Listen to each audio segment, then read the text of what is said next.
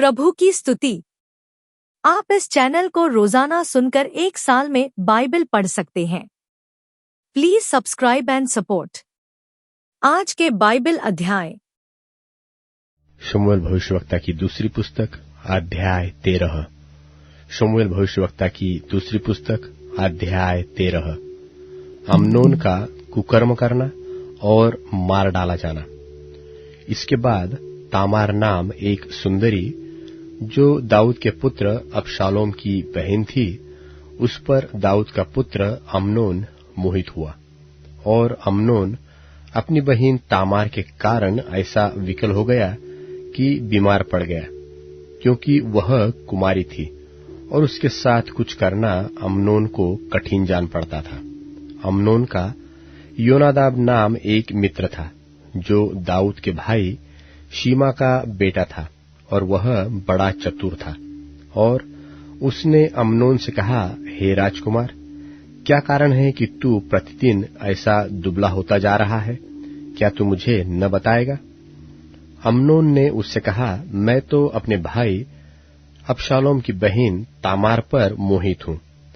योनादाब ने उससे कहा, अपने पलंग पर लेटकर बीमार बन जा, और जब तेरा पिता तुझे देखने को आए तब उससे कहना, मेरी बहन तामार आकर मुझे रोटी खिलाए और भोजन को मेरे सामने बनाए, कि मैं उसको देखकर उसके हाथ से खाऊं। और अम्नोन लेटकर बीमार बना, और जब राजा उसे देखने आया तब अम्नोन ने राजा से कहा, मेरी बहन तामार आकर मेरे देखते 2 पुरिया बनाए, कि मैं उसके हाथ से खाऊं। और दाऊद ने अपने घर तामार के पास यह कहला भेजा कि अपने भाई अम्नोन के घर जाकर उसके लिए भोजन बना। तब तामार अपने भाई अम्नोन के घर गई, और वह पड़ा हुआ था। तब उसने आटा लेकर गूंधा और उसके देखते पुरियां पकाई। तब उसने थाल लेकर उनको उसके लिए परोसा, परंतु उसने खाने से इनकार किया। तब अम्नोन ने कहा, मेरे आसपास के सब लोगों को निकाल दो। तब सब लोग उसके पास से निकल गए। तब अम्नोन ने तामार से कहा, भोजन कोठरी में ले आ, कि मैं तेरे हाथ से खाऊं। तो तामार अपनी बनाई हुई पूरियों को उठाकर अपने भाई अम्नोन के पास कोठरी में ले गई। जब वह उनको उसके खाने के लिए निकट ले गई, तब उसने उसे पकड़कर कहा, हे मेरी बहन, आ मुझसे मिल। उसने कहा, हे मेरे भाई, ऐसा नहीं, मुझे भ्रष्ट न कर, क्योंकि इस्राएल में ऐसा काम होना नहीं चाहिए। ऐसी मूढ़ता का काम न कर। और फिर मैं अपनी नामधराई लिए हुए कहाँ जाऊंगी? और तू इस्राएलियों में एक मूढ़ गिना जाएगा। तू राजा से बातचीत कर, वह मुझको तुझे ब्याह देने के लिए मना न करेगा। परंतु उसने उसकी न सुनी, और उससे बलवान होने के कारण उसके साथ कुकर्म करके उसे भ्रष्ट किया। तब अम्नोन उससे अत्यंत बैर रखने लगा, यहाँ तक कि वह बैर उसके पहले मोह से बढ़कर हुआ। तब अम्नोन ने उससे कहा, उठकर चली जा। उसने कहा, ऐसा नहीं, क्योंकि यह बड़ा उपद्रव अर्थात मुझे निकाल देना उस पहले से बढ़कर है जो तूने मुझसे किया है। परंतु उसने उसकी न सुनी। तब उसने अपने टहलुए जवान को बुलवाकर कहा, इस स्त्री को मेरे पास से बाहर निकाल दे, और उसके पीछे किवाड़ में चिटकनी लगा दे।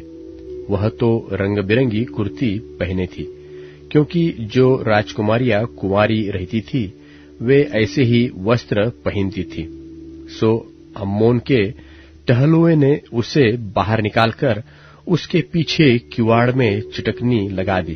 तब तामार ने अपने सिर पर राख डाली और अपनी रंग बिरंगी कुर्ती को फाड़ डाला, और सिर पर हाथ रखे चिल्लाती हुई चली गई। उसके भाई अबशालोम ने उससे पूछा, क्या तेरा भाई अम्नोन तेरे साथ रहा है? परंतु अब हे मेरी बहन, चुप रह, वह तो तेरा भाई है, इस बात की चिंता न कर। तब तामार अपने भाई अबशालोम के घर में मन मारे बैठी रही। जब ये सब बातें दाऊद राजा के कान में पड़ी, तब वह बहुत झुंझला उठा, और अबशालोम ने अम्नोन से भला बुरा कुछ न कहा, क्योंकि अम्नोन ने उसकी बहन तामार को भ्रष्ट किया था। इस कारण अबशालोम उससे घृणा रखता था। 2 वर्ष के बाद अबशालोम ने एप्रैम के निकट के बाल्हासोर में अपनी भेड़ों का ऊन कतरवाया, और अबशालोम ने सब राजकुमारों को नेवता दिया।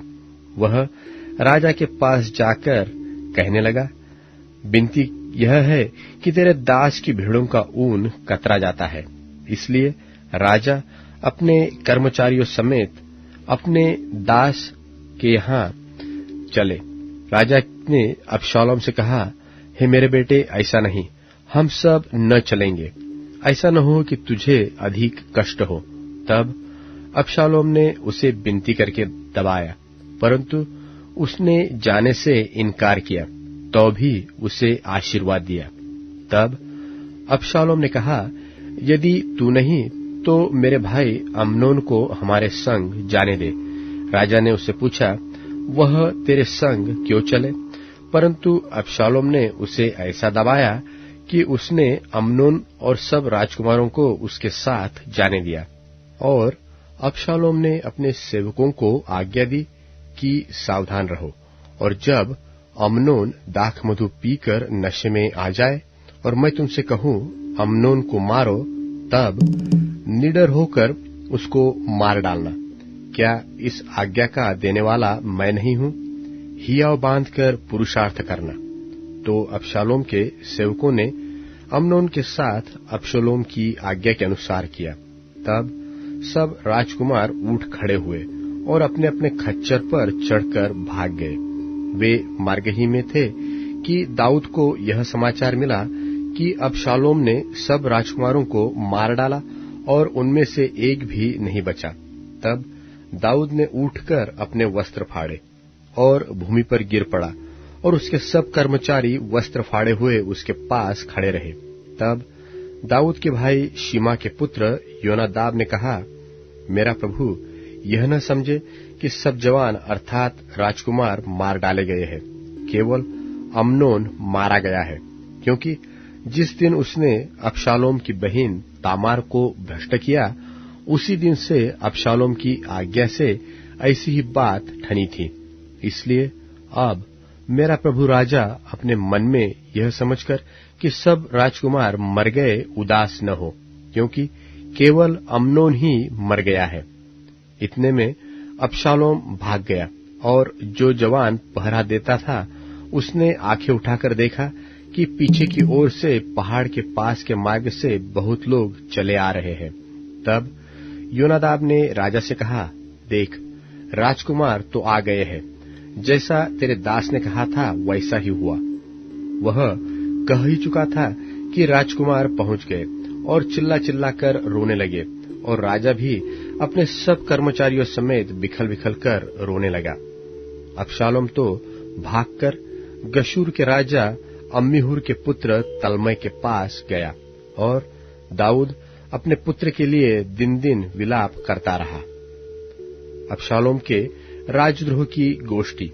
जब अबशालोम भागकर गशूर को गया, तब वहां 3 वर्ष तक रहा, और दाऊद के मन में अबशालोम के पास जाने की बड़ी लालसा रही, क्योंकि अम्नोन जो मर गया था, इस कारण उसने उसके विषय में शांति पाई। शमूएल भविष्यवक्ता की दूसरी पुस्तक अध्याय 14। शमूएल भविष्यवक्ता की दूसरी पुस्तक अध्याय 14। सरूयाह का पुत्र योआब ताड़ गया था कि राजा का मन अबशालोम की ओर लगा है, इसलिए योआब ने तको नगर में दूत भेजकर वहां से एक बुद्धिमान स्त्री को बुलवाया और उससे कहा, शोक करने वाली बन, अर्थात शोक का पहरावा पहन और तेल न लगा, परंतु ऐसी स्त्री बन जो बहुत दिनों से मुए के लिए विलाप करती रही हो। तब राजा के पास जाकर ऐसी ऐसी बातें कहना, और योआब ने उसको जो कुछ कहना था वह सब सिखा दिया। जब वह तकोइन राजा से बातें करने लगी, तब मुंह के बल भूमि पर गिर दंडवत करके कहने लगी, राजा की दोहाई। राजा ने उससे पूछा, तुझे क्या चाहिए? उसने कहा, सचमुच मेरा पति मर गया और मैं विधवा हो गई, और तेरी दासी के 2 बेटे थे, और उन दोनों ने मैदान में मारपीट की, और उनको छुड़ाने वाला कोई न था। इसलिए एक ने दूसरे को ऐसा मारा कि वह मर गया।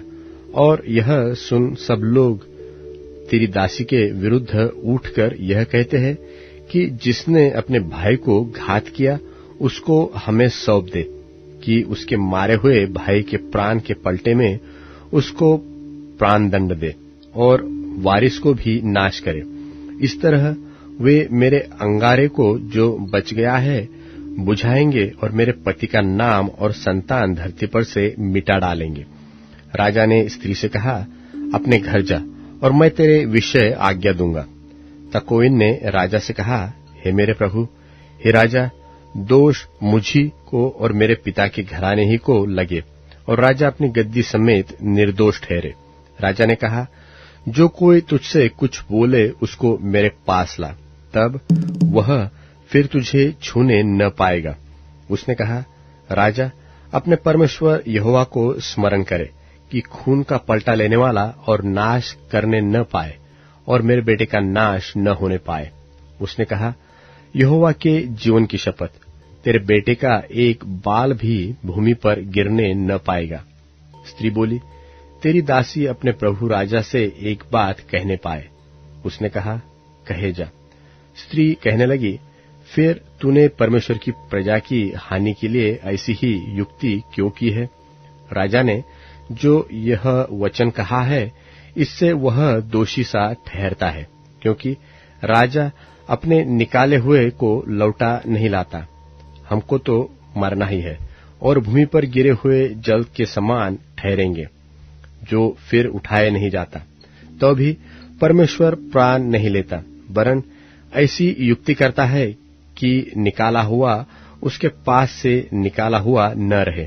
और अब मैं जो अपने प्रभु राजा से यह बात कहने को आई हूं, इसका कारण यह है कि लोगों ने मुझे डरा दिया था।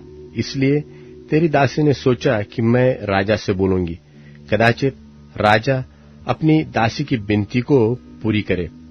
निसंदेह राजा सुनकर अवश्य अपनी दासी को उस मनुष्य के हाथ से बचाएगा जो मुझे और मेरे बेटे दोनों को परमेश्वर के भाग में से नाश करना चाहता है। सो तेरी दासी ने सोचा कि मेरे प्रभु राजा के वचन के शांति मिले, क्योंकि मेरा प्रभु राजा परमेश्वर के किसी दूत की नाई भले बुरे के भेद कर सकता है। इसलिए तेरा परमेश्वर यहोवा तेरे संग रहे। राजा ने उत्तर देकर उस स्त्री से कहा, जो बातें मैं तुझसे पूछता हूं उसे मुझसे न छिपा। स्त्री ने कहा, मेरा प्रभु राजा कहते जाए। राजा ने पूछा, इस बात में क्या योआब तेरा संगी है? स्त्री ने उत्तर देकर कहा, हे मेरे प्रभु, हे मेरे राजा, तेरे प्राण की शपथ, जो कुछ मेरे प्रभु राजा ने कहा है उससे कोई न दाहिनी ओर मुड़ सकता है और न बाई। तेरे दास योआब ही ने मुझे आज्ञा दी थी, और ये सब बातें उसी ने तेरी दासी को सिखाई है। तेरे दास योआब ने यह काम इसलिए किया कि बात का रंग बदले, और मेरा प्रभु परमेश्वर के एक दूत के तुल्य बुद्धिमान है। यहाँ तक कि धरती पर जो कुछ होता है उन सबको वह जानता है। तब राजा ने योआब से कहा, सुन, मैंने यह बात मानी है, तू जाकर अबशालोम जवान को लौटा ला। तब योआब ने भूमि पर मुंह के बल गिर दंडवत कर राजा को आशीर्वाद दिया, और योआब कहने लगा, हे मेरे प्रभु, हे मेरे राजा, अब तेरा दास जान गया कि मुझ पर तेरी अनुग्रह की दृष्टि है, क्योंकि राजा ने अपने दास की विनती सुनी है। और योआब उठकर गशूर को गया और अबशालोम को यरूशलेम ले आया। तब राजा ने कहा, वह अपने घर जाकर रहे और मेरा दर्शन न पाए। तब अबशालोम अपने घर जा रहा और राजा का दर्शन न पाया। समस्त इस्राएल में सुंदरता के कारण बहुत प्रशंसा योग्य अबशालोम के तुल्य और कोई न था, वरन उसमें नख से सीक तक कुछ दोष न था, और वह वर्ष के अंत में अपना सिर मुंडवाता था। उसके बाल उसको भारी जान पड़ते थे, इस कारण वह उसे मुंडाता था, और जब जब वह उसे मुंडाता था तब तब अपने सिर के बाल तौलकर राजा के तौल के अनुसार 200 शकेल भर पाता था। और अबशालोम के 3 बेटे और तामार नाम एक बेटी उत्पन्न हुई थी, और यह रूपवती स्त्री थी। और अबशालोम राजा का दर्शन बिना पाए यरूशलेम में 2 वर्ष रहा। तब अबशालोम ने योआब को बुलवा भेजा कि उसे राजा के पास भेजे, परंतु योआब ने उसके पास आने से इनकार किया, और उसने दूसरी बार बुलवा भेजा, परंतु तब भी उसने आने से इनकार किया।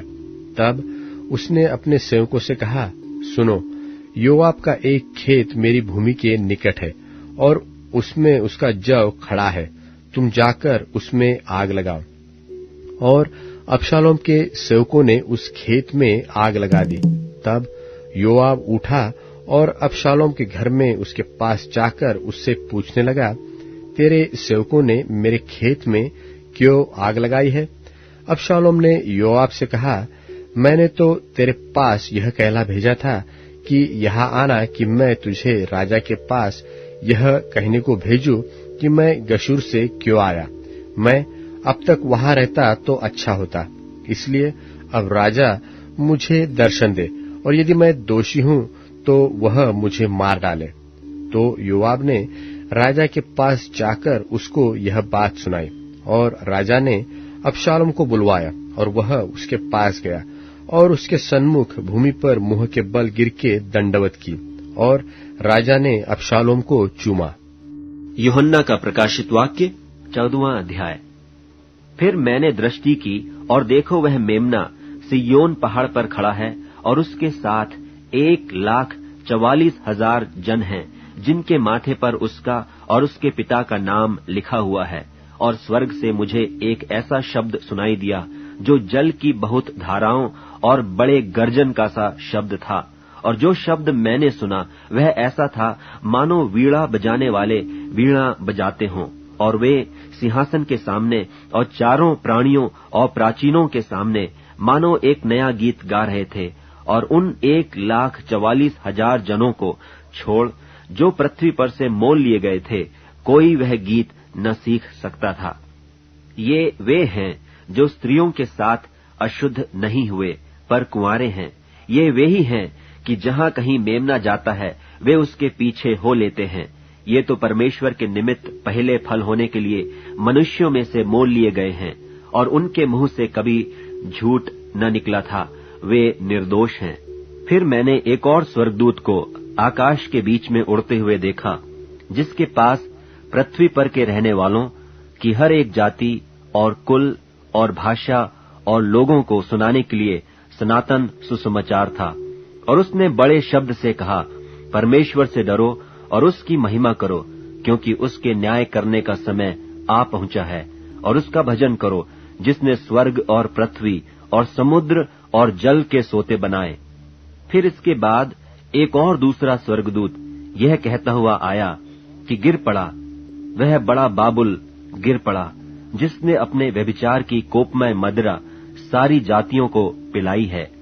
फिर इनके बाद एक और स्वर्गदूत बड़े शब्द से यह कहता हुआ आया कि जो कोई उस पशु और उसकी मूरत की पूजा करे और अपने माथे या अपने हाथ पर उसकी छाप ले, तो वह परमेश्वर के प्रकोप की निरी मदिरा जो उसके क्रोध के कटोरे में डाली गई है पिएगा, और पवित्र स्वर्गदूतों के सामने और मेमने के सामने आग और गंधक की पीड़ा में पड़ेगा। और उनकी पीड़ा का धुआं युगानुयुग उठता रहेगा। और जो उस पशु और उसकी मूरत की पूजा करते हैं और जो उसके नाम की छाप लेते हैं, उनको रात दिन चैन न मिलेगा।